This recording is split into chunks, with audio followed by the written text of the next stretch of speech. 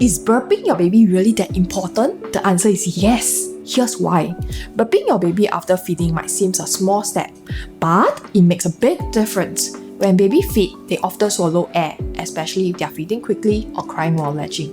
That trapped air can lead to discomfort, speed up, or fussiness. The fix? A good burp. Hold your baby upright, gently pat or rub their back, and give it a minute or two. Some babies burp fast, some take a little longer, it's all normal. Try burping mid-feed and after feeding, especially if your baby tends to speed up often. And don't worry if it doesn't happen every time. Some babies just swallow less air.